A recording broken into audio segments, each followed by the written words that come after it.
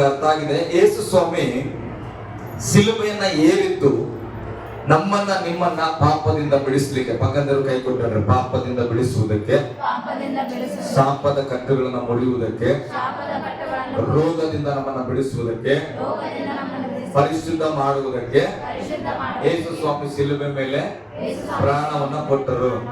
Hallelujah. Okay, ಈಗ ಸಿಲುಬೆ ಮೇಲೆ ಪ್ರಾಣ ಕೊಡುವಾಗ ಅಲ್ಲಿ ಕೆಲವು ಕಾರ್ಯಗಳು ಟ್ರಾನ್ಸ್ಫಾರ್ಮ್ ಆದವು. ಈ ಕಡೆಯಿಂದ ಆ ಕಡೆಗೆ, ಆ ಕಡೆಯಿಂದ ಈ ಕಡೆಗೆ ಅದು ಬದಲಾದವು.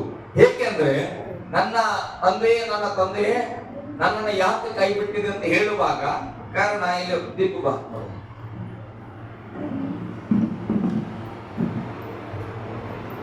ಈ ಸದ್ಯಕ್ಕೆ ದೀಪು ನೀತಿವಂತನು, ಹಲ್ಲೆಲೂಯಾ, 100% ನೀತಿವಂತನು ಯೇಸು ಸ್ವಾಮಿ ನಂಬಿರುವ ಮಗ. ಈಗ ಸದ್ಯಕ್ಕೆ ಇಂದ ನಮ್ಮೆಲ್ಲರ ಪರವಾದ ಒಬ್ಬ ಮನುಷ್ಯ ಗುಂಪು ಅಂತ ಇಟ್ಕೊಳ್ರಿ. ಈಗ ನಾನನ್ನ ಯೇಸು ಸ್ವಾಮಿ ಅಂತ ಅಂದುಕೊಳ್ರಿ, ಜಸ್ಟ್ ಎಕ್ಸಾಂಪಲ್ ಅಂದ್ಕೊಳ್ರಿ.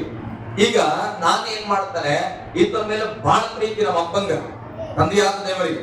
ಅದಕ್ಕೆ ಆ ದೇವರು ಏನ್ ಮಾಡೋಣ, ನನ್ನನ್ನ ಈ ಭೂಲೋಕಕ್ಕೆ ಕಳಿಸ್ತಾನ. ನೀನು ಹೋಗಿ ಪೌಲ್ಗಾಗಿ ಅಂದ್ರೆ ದೀಪುಗಾಗಿ ನೀನ್ ಏನ್ ಮಾಡ್ಬೇಕು, ನೀನು ಪ್ರಾಣವನ್ನ ಕೊಟ್ಟು ಅವನು ಕಳೆದುಕೊಂಡ ಅಧಿಕಾರವನ್ನ ತಿರುಗಿ ಪಡ್ಕೊಂಡು ನಿನ್ನನ್ನ ಆತನ ನಂಬುವಾಗ ನೀನು ಅವನಿಗೆ ಕೊಡಬೇಕಂತ ಹೇಳಿ ದೇವರು ನನ್ನನ್ನು ಕಳಿಸ್ತಾನೆ. ಈಗ ಯೇಸು ಸ್ವಾಮಿ ಬಂದು ಸಿಲುಬೆ ಮೇಲೆ ಎಲ್ಲ ಪಾಪದ ಕಾರ್ಯಗಳನ್ನ ಮುಗಿಸಿ ಆತನ ಏನ್ ಮಾಡಿದನು, ಪ್ರಾಣವನ್ನ ಕೊಟ್ಟನು. ಹಲ್ಲೆಲೂಯಾ. ಆ ಕೊಡುವಾಗ ದೀಪೋತ್ರ ಇದ್ದಂತ ಎಲ್ಲ ಮನುಷ್ಯರು ಈತನ ನೋಡುವಾಗ, ನೀವೆಲ್ಲ ಇದ್ರೊಳಗೆ ಇದ್ದೆ, ನಾನು ಅಲ್ಲೇ ಇದ್ದೆ. ಹಲ್ಲೆಲೂಯಾ. ಈ ಎಲ್ಲ ಪಾಪವನ್ನ ನಾನು ಏನ್ ಮಾಡ್ತೇನೆ, ನನ್ನ ಕಡೆ ತೆಗೆದುಕೊಡ್ತೇನೆ. ಯೇಸು ಸ್ವಾಮಿ ಆಗಿ, ನೋಡಪ್ಪ ದೀಪು, ನಿನಗಿರುವ ಎಲ್ಲ ಪಾಪವನ್ನ ನನಗೆ ಕೊಡು. ಹಲ್ಲೆಲೂಯಾ. ಅಪ್ಪ, ಈತನಿಗೆ ಒಂದು 50 ಕೋಟಿ ಸಾಲ ಇದ್ದಿತ್ತು. ಎಷ್ಟು? 50 ಕೋಟಿ. ಹೆಚ್ಚಿಗಿದ್ರೆ ಇನ್ನ 100 ಕೋಟಿ ಹಾಕೊಡು. 100 ಕೋಟಿ ಸಾಲ ಇದ್ದಿತ್ತು. ನಾನೇನ್ ಮಾಡ್ತೇನೆ, ಇವತ್ತ ನಮ್ಮ ಅಪ್ಪನ ಬಹಳ ಪ್ರೀತಿ, ನನಗೂ ಪ್ರೀತಿ. ಅದಕ್ಕೆ ನಾನೇನ್ ಮಾಡ್ತೇನೆ, ದೀಪ ಮೇಲಿದ್ದಂತ 100 ಕೋಟಿಯ ಸಾಲವನ್ನ ನನ್ನ ಮೇಲೆ, ನನ್ನ ಪರವಾಗಿ ನನ್ನ ಹೆಸರಿಗೆ ಬರೆದುಕೊಡ್ರಿ ಅಂತೇಳಿ ತೆಗೆದುಕೊಂಡಾಗ, ಈಗ ಸಾಲಗಾರ ಯಾರು? ನಾನಲ್ಲ, ಅಂದ್ರೆ ಯೇಸು ಸ್ವಾಮಿ ಸಾಲಗಾರ. ನಾನು ನೋಡುವಾಗ ಯೇಸು ಸ್ವಾಮಿ ಅಂತ ಅಂದ್ಕೊಡ್ರಿ. ಈಗ ಸಾಲವನ್ನ ತೀರಿಸಬೇಕಾಗಿದ್ದು ಯಾರು? ನಾನು, ಯೇಸು ಸ್ವಾಮಿ. ಅದಕ್ಕೆ ಆ ಸಾಲದ ಪರವಾಗಿ ಪ್ರಾಣವನ್ನ ಈಡ್ಕೊಡ್ಬೇಕು. ಆ ಸಾಲಕ್ಕೆ ಅಂದ್ರೆ ಪಾಪದ ಸಾಲಕ್ಕೆ ಪ್ರಾಣವನ್ನ ಕೊಡಬೇಕು, ರಕ್ತವನ್ನು ಸುರಿಸಬೇಕು.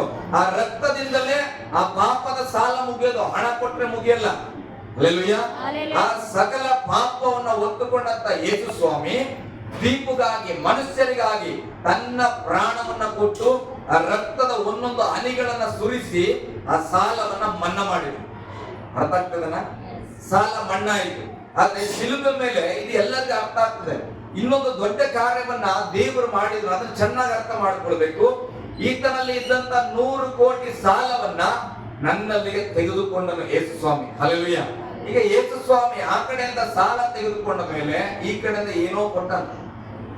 ಹಲ್ಲೆಲೂಯಾ. ಯೇಸು ಸ್ವಾಮಿ ಏನಾಗಿದ್ದನು? ಮೊದಲು ಪರಿಶುದ್ಧ ವ್ಯಕ್ತಿ.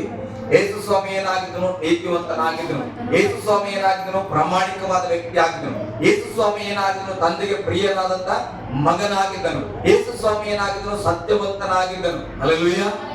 ಈಗ ಇಲ್ಲಿದ್ದಂತ ಎಲ್ಲ ಪಾಪವನ್ನ ಈ ಕಡೆ ತೆಗೆದುಕೊಳ್ಳುವಾಗ ಇಲ್ಲಿದ್ದಂತ ಪ್ರಾಮಾಣಿಕತೆಯನ್ನ, ಇಲ್ಲಿದ್ದಂತ ನೀತಿವಂತಿಕೆಯನ್ನ, ಇಲ್ಲಿದ್ದಂತ ಪರಿಶುದ್ಧತೆಯನ್ನ ಅವನು ಏನ್ ಮಾಡಿದ್ನು? ಯೇಸು ಸ್ವಾಮಿ ಮನುಷ್ಯರಿಗೆ ಈ ಕಡೆಗೆ ಒಪ್ಪಿಸಲ್ಪಟ್ಟನು. ನಿಮ್ಗೆ ಅರ್ಥ ಆಗ್ಲಿಕ್ಕೆ ನಾನು ಹೇಳ್ತೇನೆ, 100 ಕೋಟಿ ಸಾಲವನ್ನ ಈ ಕಡೆ ಇದ್ದದನ್ನ ತೆಗೆದುಕೊಂಡಾಗ ನನ್ನ ಬಳಿಯಲ್ಲಿ ನಮ್ಮಪ್ಪ ಕೊಟ್ಟಿದ್ದಂತ ಕೋಟ್ಯಾಂತರ ರೂಪಾಯಿ, 1000 ಕೋಟಿ ಇದ್ದಂತ ಹಣ ನನ್ನ ಅಕೌಂಟ್ ಅಲ್ಲಿ ಇದ್ದಿತ್ತು. ಹಲ್ಲೆಲೂಯಾ. ನಾನೇನ್ ಮಾಡಿದೆ, 100 ಕೋಟಿ ಸಾಲವನ್ನ ಈ ಕಡೆ ತೆಗೆದುಕೊಳ್ಳೋದಲ್ಲದೆ ನನ್ನ ಒಂದು ATM ಕಾರ್ಡ್ ಅನ್ನ ನಾನು ದೀಪುವಿನ ಕೈಯಲ್ಲಿ ಕೊಡ್ತಾನೆ. ಹಲ್ಲೆಲೂಯಾ. ಗಟ್ಟಿಯಾಗಿ ಹಲ್ಲೆಲೂಯಾ. ಈಗ ನನ್ನ ATM ಆ ಕಡೆ ಹೋಗಿದೆ, ಆ ಕಡೆ ಇದ್ದ ಸಾಲ ನನ್ನ ಕಡೆಗೆ ಬಂದಿದೆ. ಹಾಗಾದ್ರೆ ಈಗ ನಾನು ಸಾಲಗಾರನು. ಹಲ್ಲೆಲೂಯಾ. ಈತನ ಏನಾಗಿದ್ದಾನೆ? ಈಗ ಐಶ್ವರ್ಯವಂತನು. ಈತನ ಕೈಯಲ್ಲಿ ATM ಇದೆ. ATM ಅಲ್ಲಿ 1000 ಕೋಟಿ ಹಣ ಇದೆ. ಅದು ತಂದೆಯಾದ ದೇವರು ನನಗೆ ಕೊಟ್ಟಿದ್ದನ್ನ ನಾನು ಆ ಕಡೆ ಕೊಟ್ಟು ಇಲ್ಲಿ ಇದ್ದಂತ ಸಾಲವನ್ನ ನಾನು ತೆಗೆದುಕೊಂಡಿದ್ದೇನೆ. ಹಲ್ಲೆಲೂಯಾ. ಇವತ್ತು ಅನೇಕರು ನಾವು ಹೇಗಿದ್ದೇವೆ ಅಂದ್ರೆ, ನನ್ನ ಸಾಲವನ್ನ ಯೇಸು ತೆಗೆದುಕೊಂಡಿದ್ದಾನೆ ನಂಬುತ್ತೇವೆ. ಹಲ್ಲೆಲೂಯಾ. ನನ್ನಲ್ಲಿದ್ದಂತ ಪಾಪವನ್ನ ಯೇಸು ಸ್ವಾಮಿ ಹೊತ್ತುಕೊಂಡನು. ಯೆಶಾಯನ ಪುಸ್ತಕದಲ್ಲಿ ಹೇಳ್ತದ, ಯೆರೆಮೀಯನ ಪುಸ್ತಕದಲ್ಲಿ ಹೇಳ್ತದ, ಜ್ಞಾನೋಕ್ತಿಯಲ್ಲಿ ಹೇಳ್ತದ, ಕೀರ್ತನೆಯಲ್ಲಿ ಬರೆಯಲ್ಪಡ್ತದ ಏನಂತ? ಆತನು ಹೊತ್ತ ಭಾರ ಆತನು ಹೊತ್ತಂತ ಹಿಂಸೆ ಅದೆಲ್ಲವೂ ನನ್ನ ಪಾಪ. ಹಲ್ಲೆಲೂಯಾ. ನಂಬಿಕೊಳ್ಳುತ್ತೇವೆ. ಆದ್ರೆ ಸೈತಾನನು ಎಲ್ಲಿ ಮೋಸ ಮಾಡ್ತಾ ಇದ್ದಾನಂದ್ರೆ, ನಿನ್ನ ಪಾಪವನ್ನ ಯೇಸು ತೆಗೆದುಕೊಂಡನು, ಆದ್ರೆ ಯೇಸುವಿನ ನೀತಿಯನ್ನ ನಿನಗೆ ಕೊಟ್ಟಿದ್ದಾನೆ ಅನ್ನುವ ಸತ್ಯವನ್ನ ಮರೆಮಾಚುತ್ತಾ ಇದ್ದಾನೆ. ಹಲ್ಲೆಲೂಯಾ. ಗಟ್ಟಿಯಾಗಿ ಹಲ್ಲೆಲೂಯಾ. ಅದಕ್ಕೆ ಕೆಲವು ಕ್ರೈಸ್ತರಾಗಿದ್ರು ಕೂಡ, ದೇವರನ್ನು ನಂಬಿದವರಾಗಿದ್ರು ಕೂಡ, ಹೃದಯದ ಒಳಗಡೆ ಎಲ್ಲೋ ಒಂದು ಮೂಲೆಯಲ್ಲಿ ನಾನು ಪಾಪಿ ಅನಿಸ್ತಾ ಇರ್ತದೆ. ಹಲ್ಲೆಲೂಯಾ. ನಾನು ನೀತಿವಂತಳಲ್ಲ ಅನಿಸ್ತಾ ಇರ್ತದ, ನಾನು ಪರಿಶುದ್ಧವಾಗಿ ಇಲ್ಲ ಅನಿಸ್ತಾ ಕಾರಣ ಪಾಪವನ್ನ ಕೊಟ್ಟಿದ್ರು ಕೂಡ ಆ ಕಡೆಯಿಂದ ಪರಿಶುದ್ಧತೆಯನ್ನ ತೆಗೆದುಕೊಂಡಿವೆ ಅಂತ ನಮಗೆ ನಂಬಿಕೆ ಇಲ್ಲ. ಹಲ್ಲೆಲೂಯಾ. ಆಗ ನಾನೇ ಈಗ ಯೇಸು ಸ್ವಾಮಿ ಅಂತ ಅನ್ಕೊಡ್ರಿ, 100 ಕೋಟಿ ಸಾಲ ಇದ್ದಿತ್ತು, ನಾನು ತೆಗೆದುಕೊಂಡಿದ್ದೇನೆ. 1000 ಕೋಟಿ ಇದ್ದಂತ ಹಣದ ATM ಅನ್ನ ಇವನು ಕೊಟ್ಟಿದ್ರೆ ಇವನು ಏನ್ ಮಾಡ್ತಾ ಇದ್ದಾನೆ, ಆ ATM ಅನ್ನ ತಗೊಂಡೋಗಿ ಮನೇಲಿ ಇಟ್ಬಿಟ್ಟು, ಯಾಕಂದ್ರೆ ಆ ATM ಅಂದ್ರೆ ಏನಂತಾನೆ ತನಗೆ ಗೊತ್ತಿಲ್ಲ. ಹಲ್ಲೆಲೂಯಾ. ಆ ATM ಪಿನ್ ಕೋಡ್ ಕೂಡ ಗೊತ್ತಿಲ್ಲ. ಆ ATM ಕಾರ್ಡ್ ಅನ್ನ ತಗೊಂಡೋಗಿ ಆ ATM ಮಿಷನ್ ಅಲ್ಲಿ ಹಾಕಿದ್ರೆ ಹಣ ಬರ್ತದ ಅಂತ ಗೊತ್ತಿಲ್ಲ. ಆತನ ಏನ್ ಮಾಡಿದ, ಅಯ್ಯೋ ಈತ ಏನು ಖಾಲಿ ಒಂದು ಕಾರ್ಡ್ ಕೊಟ್ಟಾನ ಅಂತ ಹೇಳಿ ತಗೊಂಡೋಗಿ ಅದನ್ನ ಮನೆಯಲ್ಲಿ ಇಟ್ಟು ಈತನ ಆರಾಮಾಗಿ ಓಡಾಡ್ತಾ ಇದ್ದಾನೆ. ಹಲ್ಲೆಲೂಯಾ. ಇವತ್ತು ಅನೇಕ ದೇವರ ಮಕ್ಕಳು ನಾವು ಏನಾಗಿದ್ದೇವೆ, ಪಾಪವನ್ನು ಯೇಸು ಸ್ವಾಮಿ ಕೈಯಲ್ಲಿ ಕೊಟ್ಟಿದ್ದೇವೆ. ಆದ್ರೆ ಆತನು ಕೊಟ್ಟ ಪರಿಶುದ್ಧತೆಯನ್ನ, ಆತನು ಕೊಟ್ಟ ನೀತಿವಂತಿಕೆಯನ್ನ ನಾವು ಬೈಬಲ್ ಅಲ್ಲಿ ಹಾಕಿ ಮುಚ್ಚಿ ಏನ್ ಮಾಡಿದ್ದೇವೆ, ಮಾಡದಲ್ಲಿ ಒಬ್ರು, ಚೈನ್ ಹಾಕಿ ಒಬ್ರು, ಗಾಡ್ರೇಜ್ ಅಲ್ಲಿ ಕೆಲವರು ಕವರೇ ತೆಗ್ದಿರಲ್ಲ. ಹಲ್ಲೆಲೂಯಾ. ದೇವ್ರದಿದು, ಯಾರ್ದಿದು? ದೇವರ ಸತ್ಯವೇದ ಕೊಳೆ ಹಾಕ್ಬಾರ್ದು, ಇದು ಸುಕ್ಕ ಹಾಕ್ಬಾರ್ದು, ಇದು ಪೇಪರ್ ಏನಾಗ್ಬಾರ್ದು, ಮಡಚ್ಕೊಳ್ಬಾರ್ದು, ಇದು ಗಲೀಜ್ ಹಾಕ್ಬಾರ್ದು. ಅದಕ್ಕೆ ಏನ್ ಮಾಡ್ಬೇಕು, ಇದನ್ನ ಎಲ್ಲ ರೌಂಡ್ ಅಪ್ ಮಾಡಿ ಬ್ಯಾಗ್ ಒಳಗೆ, ಬ್ಯಾಗ್ ಅಲ್ಲಿ ಹಾಕಿ ಏನ್ ಮಾಡ್ಬೇಕು, ಮುಚ್ಚಿ ಇಟ್ಬಿಡ್ಬೇಕು. ಹಲ್ಲೆಲೂಯಾ. ಈಗ 1000 ಕೋಟಿ ATM ನ ದೀಪ ಹಂಗೆ ಮಾಡಿ ಮುಚ್ಚಿಟ್ಬಿಡ. ಈಗ ಈತ ಏನ್ ಮಾಡ್ತಾನ, ಊರೆಲ್ಲ ಅಡ್ಡಾಡ್ತಾರ, ಯಾರ ಈತ ಸಾವ್ಕಾರ ಅಂತಾನ. ಹಲ್ಲೆಲೂಯಾ. ಓ ಪೌಲ ಬರ್ತದ ನೋಡಪ್ಪ ದೀಪು, ಈತನ ಹತ್ರ ಬಹಳ ಹಣ ಅದ ಅಂತಾರ. ಯಾಕೆ ಅನ್ನಲ್ಲ, ಅವಾಗ ಹೆಂಗಿದ್ರು ಹಂಗೆ ಓಡಾಡ್ತಾ ಇದ್ದಾನೆ. ಹಲ್ಲೆಲೂಯಾ. ಅದೇ ಅಕಸ್ಮಾತ್ ಆಗಿ ಇವನಿಗೆ ಅವಾಗ ನಾನು ಹೇಳ್ತೇನೆ, ಯೇಸು ಸ್ವಾಮಿ ಪವಿತ್ರಾತ್ಮನ ಸಹಾಯಕನು ಬಂದು ಹೇಳ್ತಾನೆ, ನೋಡಪ್ಪ ಪೌಲನೇ, ದೀಪು, ನಿನಗೆ ಕೊಟ್ಟಿರೋ ATM ಕಾರ್ಡ್ ಸಾಮಾನ್ಯವಾದದ್ದಲ್ಲ, ಅದಕ್ಕೆ ಒಂದು ಪಿನ್ ಕೋಡ್ ಇದೆ. ಅದನ್ನ ತಗೊಂಡೋಗಿ ನೀನು ಆ ATM ಅಲ್ಲಿ ಹಾಕಿ ಪಿನ್ ಕೋಡ್ ದಬಾಯಿಸಿದ್ರೆ ನಿನಗೆ ಬೇಕಾದಷ್ಟು ಹಣ ಬರ್ತದೆ, ಅದರಲ್ಲಿ ನೀನು ಬೇಕಾದದನ್ನ ಕೊಂಡ್ಕೊಳ್ಬಹುದಂತ ಹೇಳಿದಾಗ ಇವನೇನ್ ಮಾಡ್ತಾನೆ, ATM ಒಳಗಡೆ ಹೋಗಿ ಅದನ್ನ ಕಾರ್ಡ್ ಅನ್ನ ಹಾಕಿ ಆ ನಂಬರ್ ಅನ್ನ ದಬಾಯಿಸಿ ಹಣ ತಗೊಂಡು ಸೂಟು ಫುಡ್ ಹಾಕೊಂಡು ಕಾರ್ ಹಾಕೊಂಡು ಆರಾಮಾಗಿ ಲಕ್ಸುರಿ ಆಗಿ ಓಡಾಡ್ತಾ ಇರುವಾಗ ಇದನ್ನ ಬಡವ ಅಂತೀರ? ಯಾಕೆ ಬಡವನ್ನಲ್ಲ?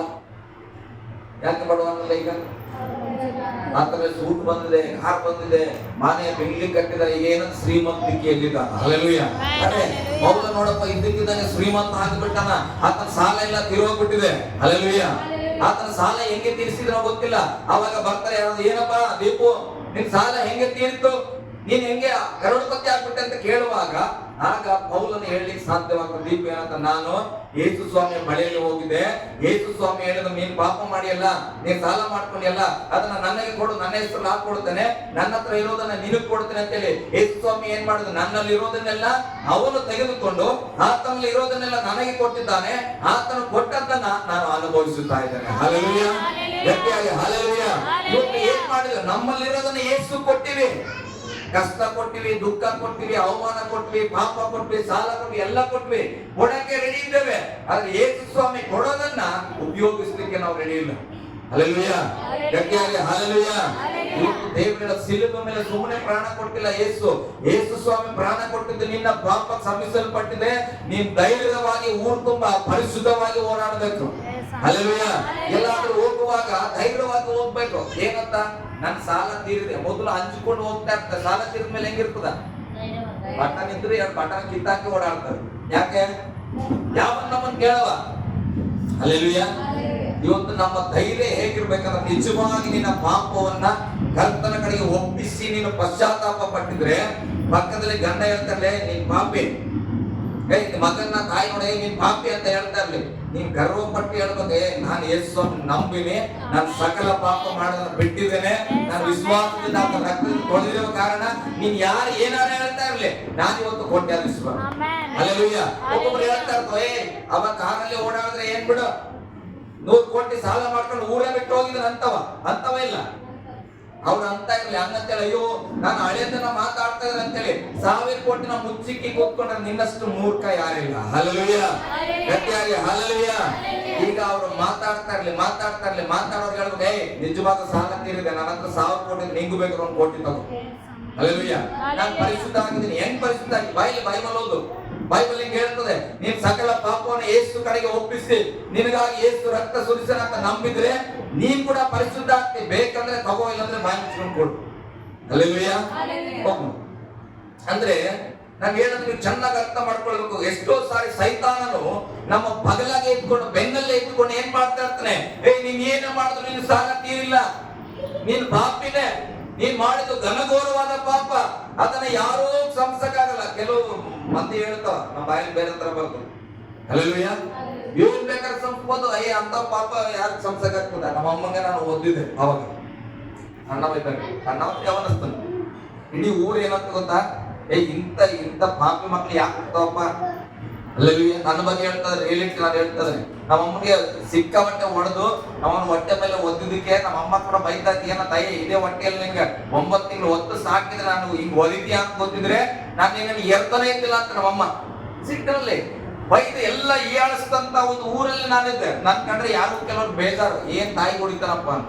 ಅಲ್ಲೆಲೂಯ್ಯ, ನನ್ನನ್ನೇ ಯೇಸು ಸ್ವಾಮಿ ಹೇಳಿದ್ರು, ಅರಸೆ ನೀನ್ ತಾಯಿ ಓದಿದ್ದು, ತಂದೆ ಓದಿದ್ದು, ಅಪ್ಪನಿಗೆ ಓದಿದ್ದು, ಅವ್ರಿಗೆ ಬೈದಿದ್ದು, ಇವ್ರಿಗೆ ಬೈದಿದ್ದು ಎಲ್ಲವನ್ನ ನಾನು ಕ್ಷಮಿಸ್ತಾ ಇದ್ದೇನೆ. ಹಲ್ಲೆಲೂಯಾ, ನೀನು ಪರಿಶುದ್ಧ, ನೀನ್ ನೀತು ಅಂತ ಹೇಳಿದಾಗ ನಾನು 100% ನಂಬಿದ್ದೇನೆ. ಅದಕ್ಕೆ ನಮ್ಮ ತಾಯಿಯನ್ನ ನೋಡುವಾಗ ನನಗೆ ಯಾವುದೇ ಅಳುಕಿಲ್ಲ. ನಾನು ಒಪ್ಪಿಕೊಂಡಿದ್ದೇನೆ, ದೇವರೇ ನನ್ನ ತಾಯಿಗೆ ಓದಿದ್ದು, ನಾನು ಪಾಪಗಳನ್ನ ಮಾಡಿದ್ದು, ತಪ್ಪನ್ನ ಮಾಡಿದ್ದು ಎಲ್ಲವನ್ನ ನಾನು ಪಶ್ಚಾತ್ತಾಪ ಪಟ್ಟಿದ್ದೇನೆ. ಇವತ್ತು ನನ್ನ ತಾಯಿಯ ಮುಂದೆ ಹೋಗುವಾಗ ನನಗೆ ಒಂದು ಗರ್ವ ಹೃದಯದಲ್ಲಿ ಏನ್ ಗೊತ್ತಾ, ನಾನು ಪಶ್ಚಾತ್ತಾಪ ಪಟ್ಟಿದ್ದೇನೆ. ಏನಂತ? ನಮ್ಮ ತಾಯಿ ಓದಿದ್ದು ತಪ್ಪು. ಹಲ್ಲೆಲೂಯಾ, ದೇವರ ಮುಂದೆ ಒಪ್ಪಿಕೊಂಡಿದ್ದೇನೆ, ದೇವರೇ ನಾನು ಇನ್ನು ಮುಂದೆ ಹಂಗೆ ಮಾಡಲ್ಲ. ಹಲ್ಲೆಲೂಯಾ, ಯೇಸು ಸ್ವಾಮಿನ ನಂಬುದಾಗಿಂದ ನಮ್ಮಮ್ಮನ ಮೇಲೆ ಸುಮ್ಮನೆ ಜೋರಾಗಿ ಕೈ ಇಡೋದು ಕೂಡ ನನಗೆ ಭಯ. ಹಲ್ಲೆಲೂಯಾ, ಪ್ರೀತಿಯಿಂದ ಕೂಡ ಜೋರಾಗಿ ಕೈ ಇಡಲ್ಲ. ಆದ್ರೆ ಮೊದಲು ಬೇರೆನೇ ಕಥೆ ಇತ್ತು. ಹಾಗಾದ್ರೆ ನನ್ನಂತವನ್ನ ಕ್ಷಮಿಸಿರುವಾಗ ನಿನ್ನನ್ನು ಕೂಡ ದೇವರಿಗೆ ಕ್ಷಮಿಸ್ತಾನೆ. ಹಲ್ಲೆಲೂಯಾ, ಆದ್ರೆ ನಾನ್ ಮಾಡಿದ ಕಾರ್ಯ ನನ್ನದೆಲ್ಲ ತಪ್ಪಪ್ಪ, ನಾನು ಒಪ್ಪಿಕೊಳ್ತಾ ಇದ್ದೇನೆ, ನಾನು ಇನ್ನು ಮುಂದೆ ಇಂಥ ತಪ್ಪು ಮಾಡಲ್ಲ ಅಂತೇಳಿ ಯೇಸು ಸ್ವಾಮಿಗೆ ನನ್ನ ಶಾಪದ ಜೀವಿತವನ್ನೆಲ್ಲ ಸಂಪೂರ್ಣವಾಗಿ ಒಪ್ಪಿಸಿ ನಾನು ಖರೀದಿ ಮಾಡಿದ್ದೇನೆಂದ್ರೆ ಆ ಪಾಪವನ್ನ ಕೊಟ್ಟು ಅದಕ್ಕೆ ಬದಲಾಗಿ ಸತ್ಯವೇದವನ್ನ ತೆಗೆದುಕೊಂಡಿದ್ದೇನೆ. ಹಲ್ಲೆಲೂಯಾ, ಇಲ್ಲಿರುವ ಸತ್ಯವನ್ನ ನಾವು ಧರಿಸ್ಕೊಳ್ತಾ ಹೋದ್ರೆ ಇವತ್ತು ನಮ್ಮಮ್ಮನ್ನೇ ಕೇಳ್ರಿ, ನಮ್ಮಮ್ಮ ಏನ್ ಹೇಳ್ತದ, ನನಗೆ ಒದಿತಾ ಇದ್ದೀನಿ ಅಂತ ಹೇಳಲ್ಲ. ಹಲ್ಲೆಲೂಯಾ, ನಮ್ಮಮ್ಮ ಏನ್ ಹೇಳ್ತ ಗೊತ್ತಾ, ನನ್ನ ಮಗ ನನ್ನ ಸೊಸೆ ಇಬ್ರು ನನ್ ಬಹಳ ಪ್ರೀತಿ ಮಾಡ್ತಾರ, ನನ್ ಕೆಲಸ ಮಾಡಕ್ಕೆ ಬಿಡಲ್ಲ. ಹಲ್ಲೆಲೂಯಾ, ಈ ಕೃಪೆ, ಈ ಪ್ರೀತಿ, ಈ ಸತ್ಯದಲ್ಲಿ ನಾವು ನಿಂತ್ಕೊಂಡ್ರೆ ಅದು ಸಕಲ ಪಾಪಗಳನ್ನ ಮುಚ್ಚಿ ಹಾಕುತ್ತವೆ. ಹಲ್ಲೆಲೂಯಾ, ಅದಕ್ಕೆ ಬೈಬಲ್ ಹೇಳಿದ ಪ್ರೀತಿ ಸಕಲ ಪಾಪಗಳನ್ನ ಅದು ಸಹಿಸಿಕೊಳ್ಳುತ್ತದೆ ಎಂಬುದಾಗಿ ನಾನು ಹೇಳ್ತೇನೆ. ಸಿಲುಬೆ ಮೇಲೆ ನಡೆದಿದ್ದ 7 ಮಾತಿಗಿಂತ ಯೇಸು ಸ್ವಾಮಿ ಮಾಡಿದ ಈ ಸತ್ಯವನ್ನು ಅರಿತುಕೊಳ್ಳಬೇಕು. ಯೇಸು ಸ್ವಾಮಿ ಸಿಲುಬೆ ಮೇಲೆ ನಿನ್ನ ಎಲ್ಲ ಶಾಪ ಪಾಪಗಳನ್ನ ಆಲ್ರೆಡಿ ಒತ್ತು ತೀರಿಸ್ಯಾನ. ಹಲ್ಲೆಲೂಯಾ, ನಿನ್ನ ಪಾಪದ ಸಾಲ ಏನಾಗಿದೆ? ಮಣ್ಣಾಗಿದೆ. ಈಗ ನೀನೇನ್ ಮಾಡಬೇಕು? ಒಪ್ಕೊಳ್ಬೇಕು, ನನ್ನ ಸಾಲ ತೀರೋಗಿದೆ, ನಾನೀಗ ಪಾಪಿಯಲ್ಲ, ನಾನು ಪರಿಶುದ್ಧನು, ನಾನು ನೀತಿವಂತನು ಎಂಬುದಾಗಿ. ವಾಕ್ಯವನ್ನು ಕೂಡ ಓದಿಸೋಣಲ್ಲ. ವಾಕ್ಯ ಓದಿಸೋದು ಹೇಳ್ಬಿಟ್ರೆ ಫಾಸ್ಟ್ ಏನೋ ಹೇಳ್ಬಿಟ್ರೆ ಬಾಯ್ಪಾಟ್ ಮಾಡಿ ಅನಿಸ್ತದೆ. ಹಲ್ಲೆಲೂಯಾ, ನನಗೆ ಈ ವಿಚಾರ ಹೇಳಲಿಕ್ಕೆ ವಾಕ್ಯ ಬೇಕಾಗಿಲ್ಲ, ಯಾಕಂದ್ರೆ ನಾನು ನಂಬಿನಿ. ಓಕೆ, ಒಂದು ವಚನವನ್ನು ಓದೋಣ. ರೋಮಪುರದವರಿಗೆ ಬರೆದ ಪತ್ರಿಕೆ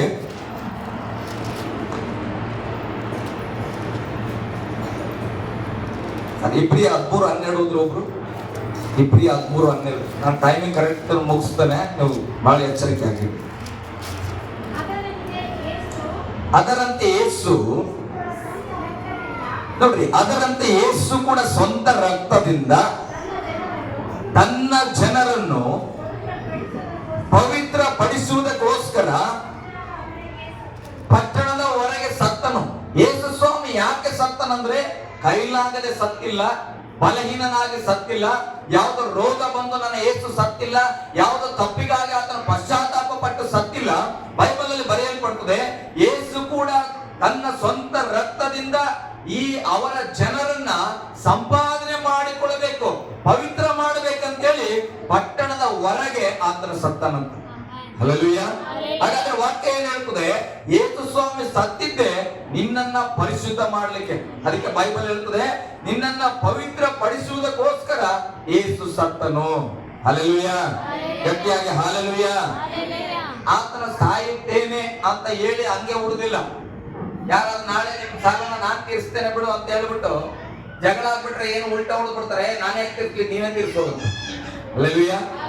ಆದ್ರೆ ಯೇಸು ಹಂಗಲ್ಲ, ನನಗಾಗಿ ನಿನಗಾಗಿ ತನ್ನ ರಕ್ತವನ್ನ ಸುರಿಸಿ ಆಲ್ರೆಡಿ 2025 ವರ್ಷಗಳ ಹಿಂದೆಯೇ ಪಟ್ಟಣದ ಹೊರಗೆ ನಾನು ನೀನು ಪವಿತ್ರ ಆಗ್ಬೇಕಂತೇಳಿ ಆತನು ಸತ್ತಿದ್ದಾನೆ. ಹಲ್ಲೆಲೂಯಾ. ಗಟ್ಟಿಯಾಗಿ ಹಲ್ಲೆಲೂಯಾ. ಯೇಸು ಸ್ವಾಮಿ ಸತ್ತಿದ್ದಾನಂತ ನಂಬಿಕೆ ಅದನ? ನಂಬಿಕೆ ಇದ್ರೆ ಯಾಕೆ ಸತ್ತನಂತ ತಿಳ್ಕೊಳ್ರಿ. ನಿಮ್ ಯೇಸು ಸ್ವಾಮಿ ಯಾಕೆ ಸತ್ತೋದನ್ರಿ ಶಿಲುಬೆ ಮೇಲೆ? ಯಾಕೆ ರಕ್ಷಣೆ ಹೊಂದ್ಕೊಳ್ಳಿಲ್ಲ ಅಂತಂದ್ರೆ ಬೆಬ್ಬೆ ಮಾಡಬಾರ್ದು. ಹಲ್ಲೆಲೂಯಾ. ನಾನೇ ಹೇಳಿದೆ ನಮ್ಮ ಪಾಸ್ಟರ್ ಮಗ, ಏನ್ರಿ ಪಾಸ್ಟರ್ ಇಷ್ಟು ದೇವ್ರು ಅಂತೀರ, ನಿಮ್ ಯೇಸು ಸ್ವಾಮಿ ಮುದುಕ ದೇವ್ರು. 33 ವರ್ಷ ಅಂತ ನನಗೆ ಗೊತ್ತಿಲ್ಲ ಅವಾಗ. ನಾನೇನಂದಿನಿ, ಮುದುಕ ದೇವ್ರು ಶಿಲುಬೆಯಿಂದ ತನ್ನನ್ನೇ ತಾನು ರಕ್ಷಣೆ ಮಾಡ್ಕೊಳ್ಳಿಲ್ಲ. ಆದ್ರೆ ನಮ್ಮ ಪಾಸ್ಟರ್ ಮಾಡಿದ್ರಪ್ಪ, ತನ್ನನ್ನ ತಾನು ರಕ್ಷಣೆ ಮಾಡ್ಕೊಳ್ಳಕ್ಕೆ ಬಂದಿದ್ದಿಲ್ಲ ಯೇಸು ಸ್ವಾಮಿ, ನಿನ್ನನ್ನು ರಕ್ಷಕ್ಕೆ ಬಂದಿದ್ದನು. ಹಲ್ಲೆಲೂಯಾ. ನಿನ್ನನ್ನು ಪರಿಶುದ್ಧ ಮಾಡಕ್ ಬಂದಿದ್ರು. ಅದಕ್ಕೆ ಯೇಸು ಸ್ವಾಮಿ ನಿನಗಾಗಿ ಮೌನದ ಯಜ್ಞ ಕುರಿಯಾಗಿ ಅಲ್ಲಿ ಸತ್ತಾನ, ಅದಕ್ಕೆ ನೀನು ಬದುಕಿದ್ದೆ ಅಂದ್ರು. ಹಲ್ಲೆಲೂಯಾ. ಗಟ್ಟಿಯಾಗಿ ಹಲ್ಲೆಲೂಯಾ. ಅದಕ್ಕೆ ಯೇಸು ಸ್ವಾಮಿ ಸತ್ತಿದ್ದಾನೆ. ಯಾಕೆ ಸತ್ತನಂತ ಯಾರಾದ್ರೂ ಕೇಳಿದ್ರೆ ನಿನ್ಗಾಗಿ. ಹಲ್ಲೆಲೂಯಾ. ನನಗಾಗಿ ಸತ್ತಿಲ್ಲ ಅಂತ ಅಂದ್ರೆ ಹೋಗಿ ಬಿಡಪ್ಪ, ನನಗಾಗಿ ಸತ್ತಾನ, ನಾನು ನಂಬಿದ್ವಿ. ಹಲ್ಲೆಲೂಯಾ. ಓಕೆ, ಪೇತ್ರನ ಬರೆದ ಪತ್ರಿಕೆಗೆ ಬನ್ರಿ, ಬೇಗ ಬನ್ರಿ. ಅಲ್ಲ, ಯಾವ್ದು ಹೇಳಿದೆ? ರೋಮಪುರ ಹೇಳಿದೆ. ರೋಮಪುರದಲ್ಲಿ ಬರೆದ ಪತ್ರಿಕೆ 5ನೇ ಅಧ್ಯಾಯ 9ನೇ ವಚನ. ಇವೆಲ್ಲ ನಿಮ್ಗೆ ಬಾಯ್ಪಾಠ ಇರ್ಬೇಕು ವಚನಗಳು, ಚೆನ್ನಾಗಿ ನೋಟ್ ಮಾಡ್ಕೊಂಡು. ಈಗ ನಾವು ನೋಡ್ರಿ, ಯೇಸು ಸ್ವಾಮಿ ಪಟ್ಟಣದ ಹೊರಗೆ ನನ್ನನ್ನ ನಿನ್ನನ್ನ ಪವಿತ್ರ ಮಾಡ್ಲಿಕ್ಕೆ ಸತ್ತನು. ಸಾಯುವಾಗ ರಕ್ತ ಸುರಿತಾ ಇಲ್ಲ. ಬೈಬಲ್ ಅಲ್ಲಿ ಹೇಳ್ತದೆ, ದೇಹದಲ್ಲಿ ಒಂದು ಹನಿ ರಕ್ತ ಇಲ್ಲದ ಹಾಗೆ ಎಲ್ಲ ರಕ್ತವು ಸುರಿಯಿತು. ಇಲ್ಲಿ ಬೈಬಲ್ ಹೇಳ್ತದೆ, ಈಗ ನಾವು ಆತನ ರಕ್ತದಿಂದ ನೀತಿವಂತನಾಗಿರಲಾಗಿ ಆತನ ಮೂಲಕ ಬರುವ ಕೋಪಕ್ಕೆ ತಪ್ಪಿಸಿಕೊಳ್ಳುವುದು ಮತ್ತು ನಿಶ್ಚಯವಲ್ಲ. ಓಕೆ, ಈ ವಚನದಲ್ಲಿ ನಾವು ಒಂದು ಯೇಸು ಸ್ವಾಮಿ ರಕ್ತ ಕ್ರೂಸಿಯ ಮೇಲೆ ಸುರಿಯಲ್ಪಟ್ಟಿತ್ತು ಅಂದ್ರೆ ಆ ರಕ್ತದಿಂದ ನೀನು ನೀತಿವಂತಳಾಗಿದ್ದಿ. ಪಕ್ಕದಲ್ಲೂ ಕೈ ಕೊಟ್ಟು ಹೇಳಿ, ನೀನ್ ನೀತಿವಂತಳು. ಹೋದ್ವಾರ ತಾನೇ ಪಾಪ ಮಾಡಿದೆಲ್ಲ, ನಿಮ್ಮ ಅಪ್ಪಂಗ್ ಹೊಡೆದೆಲ್ಲ, ನಿಮ್ಮ ಅವ್ವಂಗ್ ಹೊಡೆದೆಲ್ಲ ಅಂತ ಹೇಳಿದ್ರೆ, ನಾನು ಹೋದ್ವಾರ ಹೊಡೆದಿದ್ದೆ, ನಂಗೆ ಗೊತ್ತಿದ್ದಿಲ್ಲ ಅವಾಗ ಯೇಸು ಸ್ವಾಮಿ. ಈಗ ನಿನ್ನೆ ನಾನು ಏನ್ ಮಾಡೀನಿ? Good Friday. ಇವತ್ತು ನಾನು ಏನ್ ಮಾಡೀನಿ? ಸತ್ಯ ತಿಳ್ಕೊಂಡಿದ್ದೇನೆ. ಯೇಸು ರಕ್ತ ನನಗಾಗಿ ಸುರಿತಂತ ಗೊತ್ತಾಯ್ತು. ಅದಕ್ಕೆ ಆ ರಕ್ತವನ್ನು ನಂಬುವಾಗ ಆ ರಕ್ತದಿಂದ ನಾನೀಗ ಏನಾಗಿದ್ದೇನೆ? ನೀತಿವಂತನಾಗಿದ್ದೇನೆ. ಹಲ್ಲೆಲೂಯಾ. ಯಾರಾದ್ರೂ ಕೇಳಿದ್ರೆ ಹೇಳ್ಬೇಕು, ಎನ್ನೆ ತಾನೇ ಅಷ್ಟು ಪಾಪದಲ್ಲಿದ್ದೆ, ಹೆಂಗೆ ನೀನು ಎಲ್ಲ ಪರಿಶುದ್ಧ ಆಗ್ಬಿಟ್ಟಂದ್ರೆ, ನೋಡಪ್ಪ ನನಗೆ ಗೊತ್ತಿದ್ದಿಲ್ಲ, ಯೇಸು ಸ್ವಾಮಿ ರಕ್ತ ನನಗಾಗಿ ಸುರಿದಿದೆ, ಅದನ್ನ ನಾನು ನಂಬಿದ್ದೇನೆ. ಆ ರಕ್ತದ ನಿಮಿತ್ತ ನಾನು ನೀವು ನೀತಿವಂತರಾಗಿದ್ದೇವೆ. ಹಲ್ಲೆಲೂಯಾ. ಗಟ್ಟಿಯಾಗಿ ಹಲ್ಲೆಲೂಯಾ. ಬಾಳ ನೀತಿವಂತ ಆಡ್ದಂಗ ಆಡ್ತಲ್ಲ ಅಂತಾರಲ್ಲ. ಹಲ್ಲೆಲೂಯಾ. ಅವಾಗ ಹೇಳ್ಬೇಕು, ಹೌದ್ ಮತ್ತ ನಾನು ಯೇಸು ನನಗಾಗಿ ರಕ್ತ ಸುರಿಸ್ತಾನೆ, ನಿನ್ಗೆ ಗೊತ್ತಾ ಅನ್ಬೇಕು. ಕೌಂಟರ್ ಹೆಂಗಿರ್ಬೇಕು ಮಾತಲ್ಲೇ? ಬೈಬಲ್ ಇರ್ಬೇಕು. ಹಲ್ಲೆಲೂಯಾ. ಮತ್ತ ನಾನು ನೀತಿವಂತಳೆ ಏನೀಗ ಅನ್ನೋದಕ್ಕಿಂತ ಹೌದು ನಾನು ನೀತಿವಂತಳೆ, ಯಾಕಂದ್ರೆ ಯೇಸು ನನಗಾಗಿ ರಕ್ತ ಸುರಿಸ್ತಾನೆ. ಹಲ್ಲೆಲೂಯಾ. ಗಟ್ಟಿಯಾಗಿ ಹಲ್ಲೆಲೂಯಾ. ಇನ್ನೊಂದು ವಚನ ಓದೋಣ. ಫಲಿಸಿದವರಿಗೆ ಬರೆದ ಪತ್ರಿಕೆಗೆ ಬನ್ರಿ.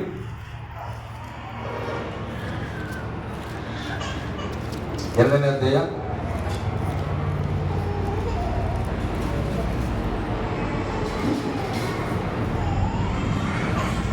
14ನೇ ವಚನ ಓದ್ಬೋದು.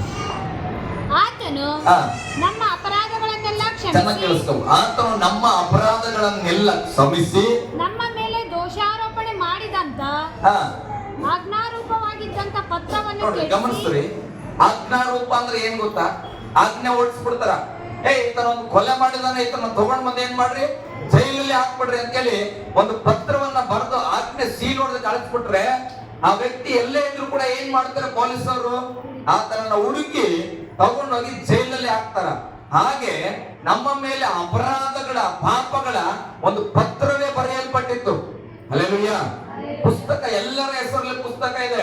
ಅರಸು ಏನೇನ್ ಪಾಪ ಮಾಡಿದನು, ಎಲ್ಲೆಲ್ಲಿ ಬೈದನು, ಯಾರ್ಯಾರಿಗೆ ಹೊಡೆದನು, ಎಲ್ಲವನ್ನ ಬರೆದಿದ್ದಂತ ಒಂದು ಆಜ್ಞೆಯ ಪತ್ರ. ಈತನ ಎಲ್ಲಿಗೆ ಹೋಗ್ಬೇಕು? ಅರಸು ನರಕಕ್ಕೆ ಹೋಗ್ಬೇಕು. ಈತ ಬಹಳ ಪಾಪ ಮಾಡ್ಯಾನ. ಹಲ್ಲೆಲೂಯಾ. ನೀವ್ಯಾರು ಮಾಡಿಲ್ಲ, ನಂದು ನಾನು ಹೇಳ್ತಾ ಇದ್ದೀನಿ. ಈತ ಬಹಳ ಪಾಪ ಮಾಡ್ಯಾನ, ತಾಯಿಗೆ ಹೊಡೆದನ, ಬೈದನ, ಅಕ್ಕಂದ್ರಿಗೆ ಹೊಡೆದನ, ಈತ ಯಾರ ಮಾತು ಕೇಳಲ್ಲ, ಮುಂದೆ ಈತ. ಅದಕ್ಕೆ ಏನ್ ಮಾಡಿದ್ರು, ಒಂದು ಪತ್ರ ಬರೆದ್ರು, ಈತನನ್ನ ಏನ್ ಮಾಡ್ರಿ, ಈತನನ್ನ ಸತ್ತಾಗ ನರಕಕ್ಕೆ ಹಾಕ್ರಿ. ಹಲ್ಲೆಲೂಯಾ.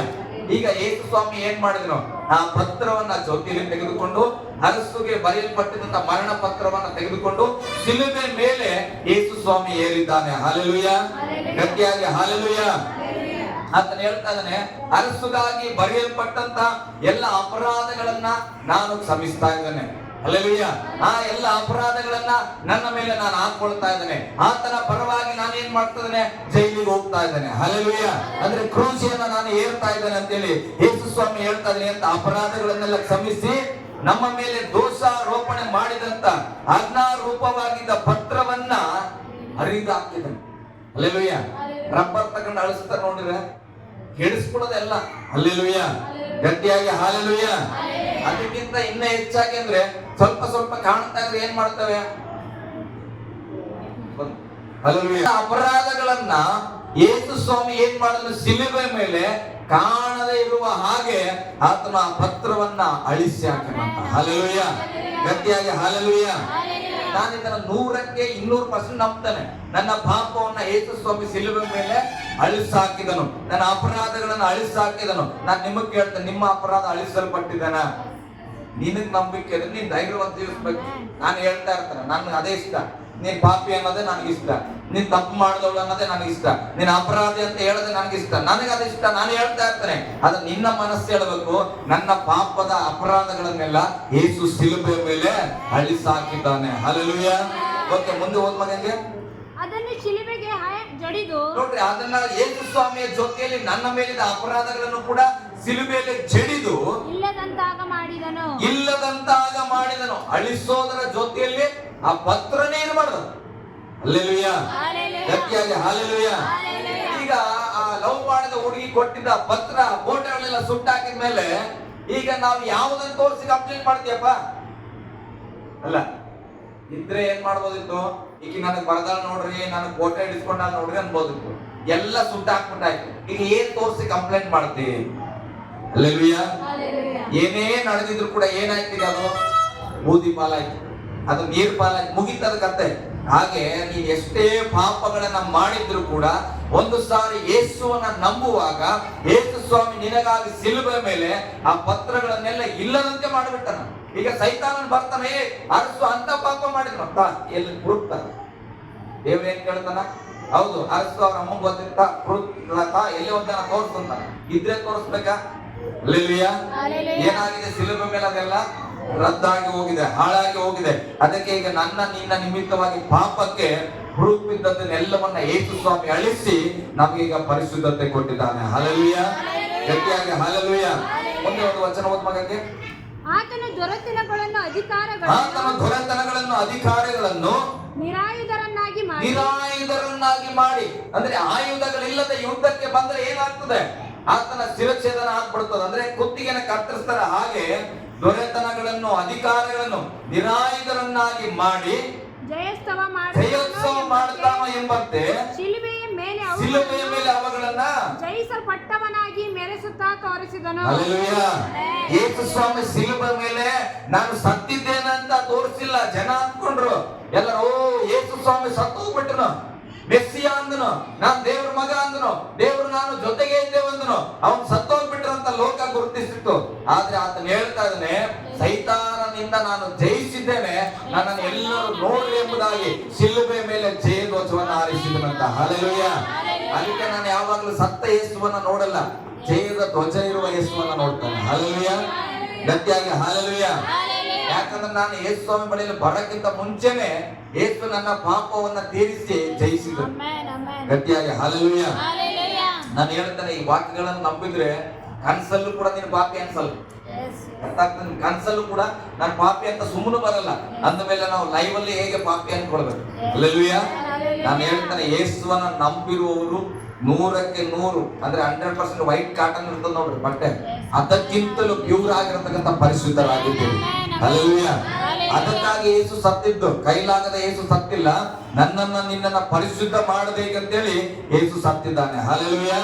ಓಕೆ, ಇನ್ನೊಂದು ವಚನ ಎಫೆಸದವರಿಗೆ ಬರೆದ ಪತ್ರಿಕೆ 1:7 ಬೇಗ ಓದ್ ಮಗ. 4 ಮಿನಿಟ್ ಇದೆ, ನಾನು ಮುಗಿಸ್ತೇನೆ. ಟೈಮ್ ಮುಗಿಬೇಕಂತ ಏನಿಲ್ಲ, ನಿಮ್ ಸಮಾಧಾನಕ್ಕೆ.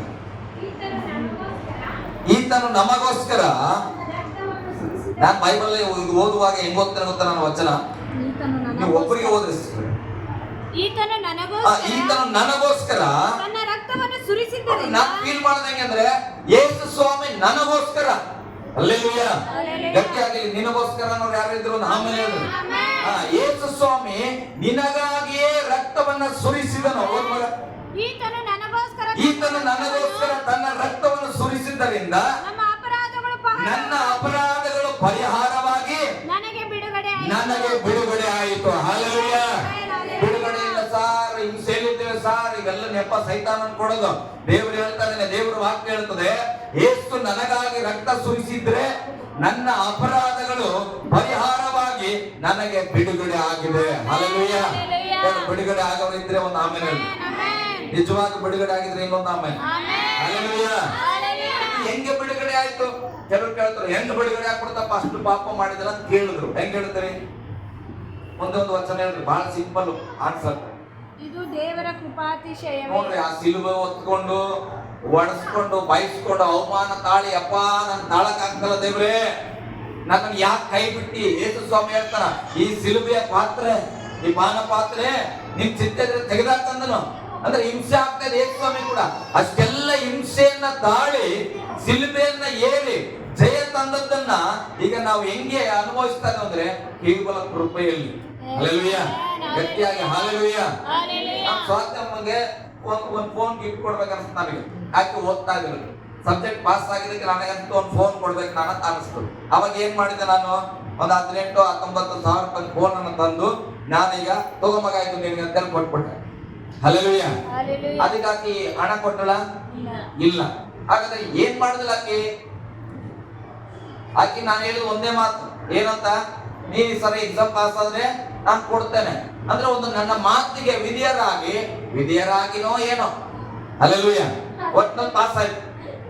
ಅದಕ್ಕೆ ನಾನೇನ್ ಮಾಡಿದೆ, ಈಗ ಕೃಪೆಯಿಂದ ನಾನು ಪ್ರೀತಿಯಿಂದ ಏನ್ ಮಾಡಿದೆ, ಒಂದು ಫೋನ್ ಅನ್ನ ಕೊಟ್ಬಿಟ್ಟೆ. ಹಲ್ಲೆಲೂಯಾ. ಈಗ ಆಕಿ ಯಾರ ಹತ್ರ ಆದ್ರೂ ಹೋದ್ರೆ ಈ ಫೋನ್ ಹೆಂಗೆ ಸಿಗುತ್ತ್ರಿ ನಿಮ್ಗೆ ಅಂದ್ರೆ ಯಾಕೆ ಏನನ್ಬೇಕು, ನಾನು ಸದೆ ಕಳೆದು ಕಷ್ಟಪಟ್ಟು ಬೆವರು ಸುರಿಸಿ 100 ರೂಪಾಯಿ ಕೂಡ ಹಾಕಿ ಫೋನ್ ತಗೊಂಡೇನಂದ್ರೆ ಕೆಲವ್ರು ಹಂಗ ಹೇಳೋದು. ನೀವು ಹೆಂಗೆ ಆರಾಮದ್ರ, ಅಯ್ಯೋ ನನ್ ಕತ್ತಿ ಯಾಕೆ ಕೇಳ್ತೀರಿ, ಹಂಗಾಡ್ ಕಷ್ಟದಾಗಿದ್ದಾನ, ಹಂಗಾಡ್ ಕಷ್ಟಪಟ್ಟಿದ್ದ, ಈಗ ನಾನು ಬಹಳ ಕಷ್ಟಪಟ್ಟು ಒಂದ್ ಹಂತಕ್ಕೆ ನಾನು ಬಂದಿನಿ. ಹಲ್ಲೆಲೂಯಾ. ಅಂದ್ರೆ ಆ ಮಾತು ಕೇಳಿಸ್ಕೊತಾ ಇರ್ತಾರಲ್ಲ, ಅವ್ರು ಕಷ್ಟಪಡ್ತೀರ, ಮತ್ತೆ ಅವ್ರು ಯಾಕೆ ಒಂದ್ ಹಂತಕ್ಕೆ ಬಂದಿಲ್ಲ? ಹಲ್ಲೆಲೂಯಾ. ಒಂದ್ ಹಂತಕ್ಕೆ ಬರೋದು ನೀನ್ ಕಷ್ಟ ಅಲ್ಲ, ದೇವ್ರ ಕೃಪೆ. ಹಲ್ಲೆಲೂಯಾ. ಹಾಗೆ ಬೈಬಲ್ ಹೇಳ್ತದೆ, ಈ ಎಲ್ಲ ಸಕಲ ಪಾಪಗಳನ್ನ ಅಳಿಸಿದ್ದು ದೇವರ ಕೃಪೆ ಪ್ರೇರಣೆ. ಅದಕ್ಕೆ ಬೈಬಲ್ ಹೇಳ್ತದೆ, ಇದೆಲ್ಲವೂ ಪಾಪ ಹೇಗೆ ಬಿಡುಗಡೆ ಆಯ್ತು? ಕೃಪಾತಿಶಯ. ಹಲ್ಲೆಲೂಯಾ. ದೇವರ ಕೃಪಾ ಅತಿಶಯವನ್ನು ನಾವು ನಂಬುವಾಗ ಎಲ್ಲ ಪಾಪವು ಬಿಡುಗಡೆ ಆಯ್ತು. ಪಕ್ಕದಲ್ಲಿರೋರು ಕೈ ಕೊಟ್ಟು ಹೇಳ್ರಿ, ಕೃಪೆಯಲ್ಲಿ ನಿಮ್ಮ ಪಾಪ ಕ್ಷಮಿಸಲ್ಪಟ್ಟಿದೆ. ಹಲ್ಲೆಲೂಯಾ. ಇನ್ನೊಂದು ವಚನ ಓದೋಣ. 1 ಪೇತ್ರ 2:24 ವಚನ. ನಾವು ಪಾಪದ ಪಾಲಿಗೆ ಸತ್ತು ಇದು ಬಹಳ ಇಂಪಾರ್ಟೆಂಟ್. ಇಷ್ಟೊಂದೆಲ್ಲ ಬಹಳ ಸಂತೋಷ. ಯೇಸು ಸ್ವಾಮಿ ನನಗಾಗಿ ಸತ್ತನು. ಹಲ್ಲೆಲೂಯಾ. ಇಲ್ಲೇ ಇರುವವರು ಹಲ್ಲೆಲೂಯಾ. ಯೇಸು ಸ್ವಾಮಿ ನನಗಾಗಿ ನಿನಗಾಗಿ ಸಿಲುಬೆ ಮೇಲೆ ಸತ್ತಿದ್ದು ನಿಜ. ನನ್ನ ಪಾಪಗಳನ್ನೆಲ್ಲ ಯೇಸು ಸ್ವಾಮಿ ಹೊತ್ತುಕೊಂಡಿದ್ದು ನಿಜ. ಹಾಗಾದ ಮೇಲೆ ನನಗೂ ನಿನಗೂ ಒಂದು ಜವಾಬ್ದಾರಿ ಇದೆ. ಏನು ಗೊತ್ತಾ? ಬೈಬಲ್ ಹೇಳ್ತದೆ, ನಾವು ಪಾಪದ ಪಾಲಿಗೆ ಸತ್ತು. ಹಲ್ಲೆಲೂಯಾ. ಹಳೆಯದು ಜೀವಿತ ಪಾಪ, ಹಳೆಯ ಜೀವಿತ 100 ಕೋಟಿ ಸಾಲ. ಈಗ ಸಾಲವನ್ನ ದೇವರು ತೀರಿಸಿದ ಮೇಲೆ, ATM ಕಾರ್ಡ್ ಕೊಟ್ಟ ಮೇಲೆ ತಿರ್ಗಾ ATM ಕಾರ್ಡ್ ಮನೇಲಿ ಇಟ್ಬಿಟ್ಟು ಹೋಗಿ 1 ಕೋಟಿ ಸಾಲ ಕೊಡ್ರಿ, 5 ಕೋಟಿ ಸಾಲ ಕೊಡ್ರಿ ಅಂತ ಸಾಲ ಮಾಡಿದ್ರೆ, ಹಲ್ಲೆಲೂಯಾ, ಗಟ್ಟಿಯಾಗಿ ಹಲ್ಲೆಲೂಯಾ.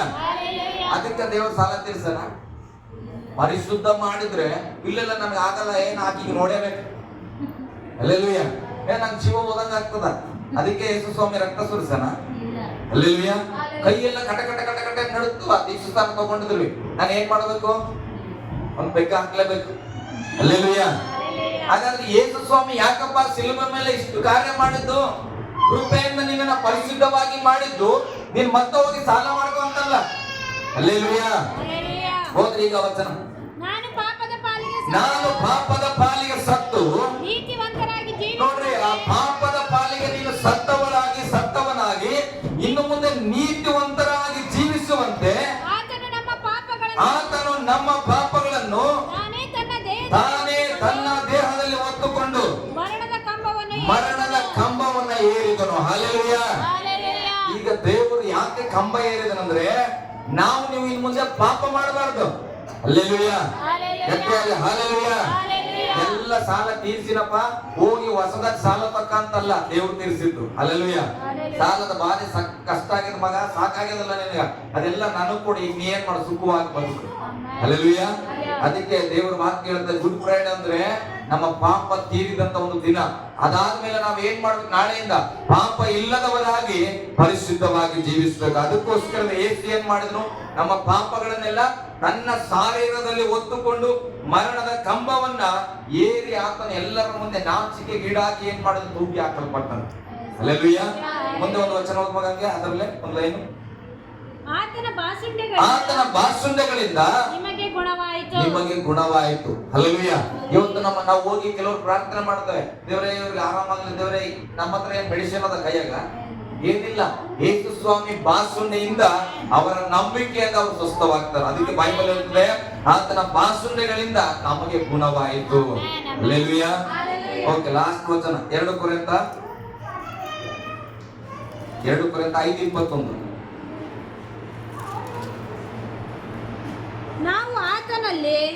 ನಾವು ಆತನಲ್ಲಿ ದೇವರಿಗೆ ಸಮರ್ಪಕರಾದ ನೀತಿ ಸ್ವರೂಪಗಳಾಗುವಂತೆ. ನೋಡ್ರಿ, ಇನ್ನೊಂದ್ಸರಿ ಮಗ ನಮ್ ತರ ಹೋದನ. ನಾನು ಆತನಲ್ಲಿ, ಚೆನ್ನಾಗಿ ಗಮನಿಸ್ಬೇಕು ಈ ಪದಗಳನ್ನ, ಹಿಂಗೆ ಅನುಭವಿಸ್ರಿ ನೀವು ಕೂಡ. ನಾನು ಅಂದ್ರೆ ಆತನಲ್ಲಿ ಅಂದ್ರೆ ಕ್ರಿಸ್ತನಲ್ಲಿ ದೇವರಿಗೆ ಸಮರ್ಪಕರಾದ ನೀತಿ ಸ್ವರೂಪಿಯಾಗುವಂತೆ ದೇವರು ಪಾಪ ಜ್ಞಾನವಿಲ್ಲದ ಯೇಸುವನ್ನು ನನಗೋಸ್ಕರ ಪಾಪ ಸ್ವರೂಪಿಯಾಗಿ ಮಾಡಿದನು. ಹಲ್ಲೆಲೂಯಾ. ನೋಡ್ರಿ, ನಾನು ಕ್ರಿಸ್ತನ ಮುಖಾಂತರ ದೇವರಿಗೆ ಸಂಬಂಧ ಬೆಳೆಸ್ಕೊಳ್ಬೇಕು, ದೇವರ ಬಳಿಯಲ್ಲಿ ಸೇರ್ಬೇಕು, ದೇವರ ಮಗಳು ಆಗಬೇಕಂತ ಹೇಳಿ ಯೇಸು ಸ್ವಾಮಿ ಏನು ಪಾಪದ ಜ್ಞಾನ ಇಲ್ಲದವನನ್ನ ಪಾಪದ ಸ್ವರೂಪಿಯಾಗಿ ಮಾಡ್ಬೇಕು. ಹಲ್ಲೆಲೂಯಾ. ಒಬ್ಬರು ಮಕ್ಕ ಬಹಳ ವಿಕಾರವಾಗಿದ್ರೆ ಏನಂತವೆ, ಏನ್ ಪಾಪ ಮಾಡಿದ್ರೆ ಏನೋ ಅವ್ರ ಮನೆಯವರು ಕೂಸಿ ಹಿಂಗುಟ್ಬಿಡಲ್ಲ ಅಂತ. ಹಲ್ಲೆಲೂಯಾ. ಅಂದ್ರೆ ಪಾಪದ ಸ್ವರೂಪ ಅಂತ ಕರಿತೇವೆ. ಹಾಗೆ ಜ್ಞಾನ ಕೂಡ ಇಲ್ಲ. ಯೇಸು ಸ್ವಾಮಿ ಜ್ಞಾನದಲ್ಲೂ ಕೂಡ ಪಾಪ ಇಲ್ಲ. ಗೊತ್ತಾಗ ಕುಡಿದ್ರೆ ಹೆಂಗಿರ್ತದ ಅಂತ ಯೋಚನೆ ಕೂಡ ಮಾಡಿಲ್ಲ. ಅಂತ ಯೇಸುವನ್ನ ಪಾಪ ಸ್ವರೂಪವಾಗಿ ಮಾಡಿದ. ಪಾಪ ಅಂದ್ರೆ ಏನಂದ್ರೆ ಯೇಸು ಸ್ವಾಮಿ ಅನ್ಬೇಕು. ಹಲ್ಲೆಲೂಯಾ. ಈಗ ಉದಾಹರಣೆ, ಕರ್ರಿಗಿರೋದಕ್ಕೆ ಒಂದು ಉದಾಹರಣೆ ಕೊಡಿ ಅಂದ್ರೆ ನಾನೇ ಕೊಡು ಅಲ್ಲ. ಯಾಕೆ ಕರ್ರಿಗಿರೋದು, ಕರ್ಗಂದ್ರೆ ಹೆಂಗಿರ್ತಾರೆ ಅಂದ್ರೆ ಬರ್ತಾರೆ ಅಂತ ನೋಡೋದು ಮುಗಿದೋಯ್ತು. ಹಲ್ಲೆಲೂಯಾ. ಹಾಗೆ ಪಾಪದ ಸ್ವರೂಪಿ ಅಂದ್ರೆ ಯೇಸು ಸ್ವಾಮಿ ಅನ್ಬಹುದು.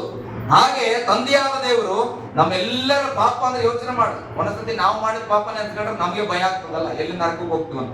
ಹಾಗಾದ್ರೆ ಎಲ್ಲರ ಪಾಪವನ್ನ ಯೇಸು ಸ್ವಾಮಿ ತನ್ನ ದೇಹದ ಮೇಲೆ ಹೊತ್ತುಕೊಂಡಾಗ ಬೈಬಲ್ ಹೇಳ್ತದೆ, ಪಾಪದ ಜ್ಞಾನವಿಲ್ಲದ ಅವನು ಈಗ ಪಾಪ ಸ್ವರೂಪಿ. ಆತನ ದೇಹವೆಲ್ಲ ಏನಾಗಿದೆ, ಪಾಪದ ಸ್ವರೂಪದಲ್ಲಿ ತುಂಬಿದೆ. ಇದು ಯಾಕಾಯ್ತಂದ್ರೆ ನಾನು ನೀವು ಪರಿಶುದ್ಧವಾಗಿರ್ಬೇಕಂತ. ಹಲ್ಲೆಲೂಯಾ.